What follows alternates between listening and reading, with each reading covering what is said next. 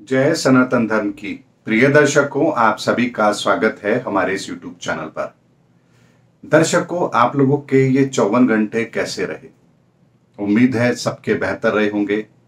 आप सभी दर्शकों ने, जैसा मैंने आपको कहा था, आप लोगों ने उन चीजों को फॉलो भी किया होगा। अगर मैं मेरी व्यक्तिगत बात करूं तो ये जो 54 घंटे की मेरी ध्यान साधना का कार्यक्रम था, बहुत ही अलौकिक और इतना आनंददायक था कि मैं शब्दों में इसको वर्णन कर ही नहीं सकता। लेकिन एक ऐसी बात आज इस वीडियो के माध्यम से मैं आप लोगों के सामने रखने जा रहा हूं, जिसको सुनकर के आपका भी हृदय गदगद होगा, आप भी प्रसन्न जरूर होंगे। दर्शकों, इन 54 घंटों के ध्यान के अंदर बहुत से ऐसे संकेत मुझे मिले हैं जो आने वाले समय को बहुत स्पष्ट करते भी हैं और उनका इशारा भी बहुत साफ सुथरा है।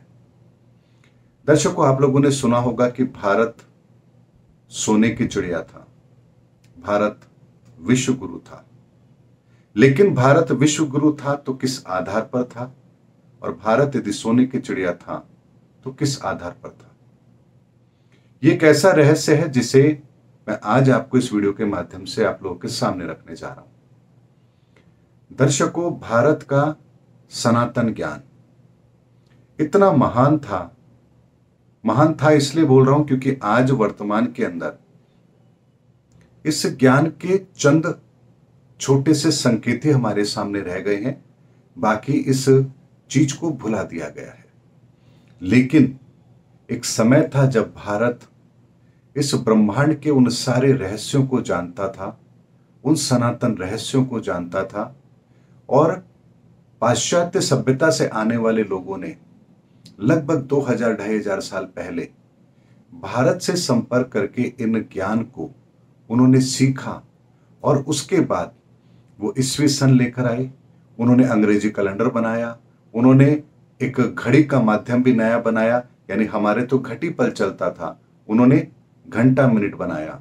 कि सारे के सारे जो इन्वेंशन थे ये हमारे उसी सनातन ज्ञान की कॉपी थे। लेकिन आने वाले समय के अंदर उनका ही ज्ञान सर्वश्रेष्ठ रहे, इसीलिए उन्होंने एक सुनियोजित तरीके से भारत के सनातन ज्ञान को विलुप्त करने का बहुत बड़ा प्रयास किया। तक्षशिला नालंदा विश्वविद्यालय तो उसका एक छोटा सा हिस्सा है, लेकिन उससे भी ज्यादा भारतीय संस्कृति के अंदर जो गुरुकुल परंपरा होती थी उसको समाप्त किया गया। हमारी धार्मिक भावनाएं जिन शास्त्र ग्रंथों से जुड़ी है उनके अंदर छेड़छाड़ की गई, और एक ऐसा माहौल तैयार किया गया कि आने वाले बहुत लंबे समय तक सत्य हमसे बहुत दूर रहे और हम कभी सत्य तक पहुंच ही ना पाए, और हम उस विज्ञान को, उस ज्ञान को फॉलो करें जो उन्होंने कॉपी पेस्ट किया था हमारे सनातन ज्ञान से। और यही कारण है कि आज घटी पल कोई नहीं जानता, लेकिन घंटा मिनट सेकंड सब जानते हैं। दर्शकों, ये तो छोटी सी चीज थी। इसके अलावा भी जब उन्होंने ये देखा कि भारत के अंदर सब कुछ अच्छी तरह से चल रहा है, लेकिन ये संपन्नता आखिर आती कहां से है, ये उनके समझ में नहीं आया, तो उन्होंने इसके मूल में पाया इनके जितने भी प्राचीन ग्रंथ हैं उनमें कहीं ना कहीं ये रहस्य है जिससे भारत संपन्न है, और यहां कभी स्वर्ण की कमी होती ही नहीं है। क्योंकि दर्शकों, सनातन ज्ञान के आधार पर, सनातन रहस्य के आधार पर जब भारत के अंदर शासन व्यवस्था होती थी, राजाओं को यह दायित्व दिया जाता था, तो ईश्वरीय कृपा से ईश्वरीय दौलत यानी कि वो ईश्वरीय खजाना भी उन्हें सौंपा जाता था, जिससे वो अपने राज्य कार्य को चला सके। यानी यहां कोई कर की व्यवस्था ऐसी नहीं होती थी कि प्रजा उनको कर देती थी। प्रजा कर कितना देगी? क्या इतना कर वो दे सकती है कि राजा इतना संपन्न हो जाए? ऐसा हो नहीं सकता। इसीलिए कर की व्यवस्था की जगह ईश्वरीय सौगात उनके पास होती थी, और वो स्वर्ण भंडार इतना होता था कि कभी खर्च ही नहीं हो पाता था, इतना स्वर्ण भंडार होता था। और चूंकि राजा उसके प्रति लालची ना हो जाए, उनके प्रति कोई मन में ऐसी भावना ना आ जाए कि ये धन मेरा है, इसीलिए उसको रखने की व्यवस्था महल से कहीं दूर की जाती थी, जहां खजांची की व्यवस्था होती थी, और पूरी तरह से इस पहरे में होता था वो धन कि जितनी आवश्यकता होती थी, जितनी ईश्वर का आदेश होता था उतना ही धन वहां से लिया जाता था और वो धन सदा सुरक्षित रहता था। यही कारण है कि अग्रसेन जी महाराज ने भी जब उन्हें अपने राज्य से निकाल दिया गया तो जंगल के अंदर मां लक्ष्मी की वो आराधना करते हैं और मां लक्ष्मी की कृपा से उन्हें वो ईश्वरीय सौगात मिलती है, ईश्वरीय खजाना मिलता है, जिसके बाद वो अग्रोहा के अंदर अग्रवाल समाज की स्थापना करते हैं, वैश्य समाज की स्थापना करते हैं। दर्शकों, ये वो प्रमाण है जो भारत के अंदर इस तरह से रचे बसे थे कि भारत सोने की चिड़िया भी कहलाता था और भारत विश्व गुरु भी कहलाता था, क्योंकि शून्य से लेकर अनंत तक का ज्ञान ये सनातन के अंदर है।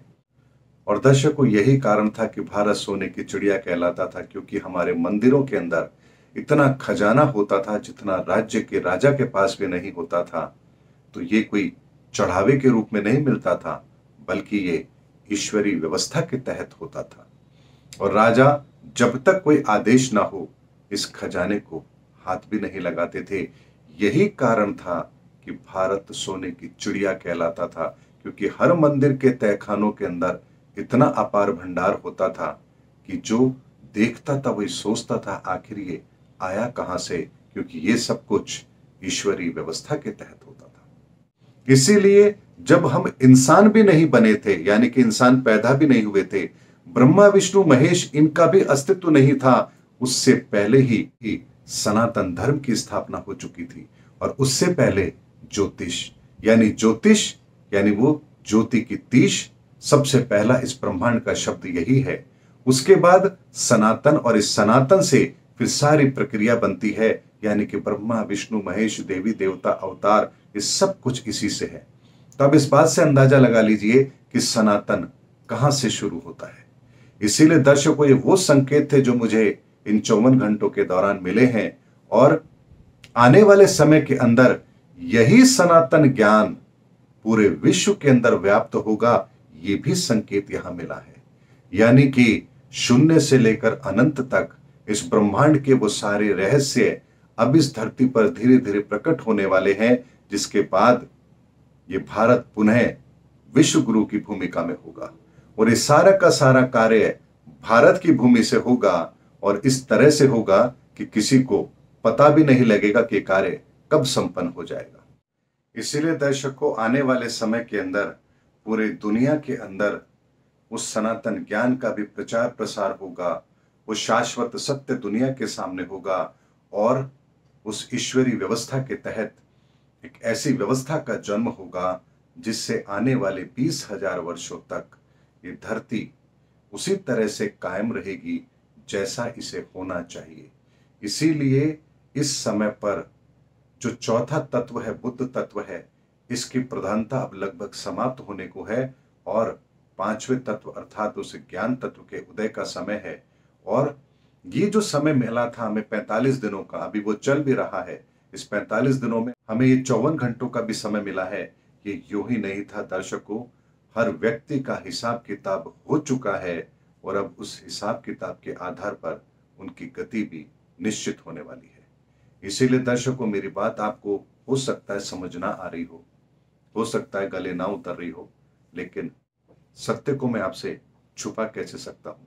इसीलिए आने वाले समय के अंदर एक बहुत बड़ा परिवर्तन हम पूरे विश्व के अंदर होते हुए देखेंगे, और भारत इस महाविनाश के बाद पुनः विश्व गुरु की भूमिका में होगा, और भारत फिर सोने की चिड़िया भी कहलाएगा।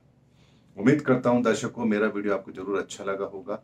अगले वीडियो के अंदर आपसे फिर भेंट होगी, तब तक हमारे चैनल पर बने रहिए। जय हिंद, जय भारत, जय सनातन धर्म की।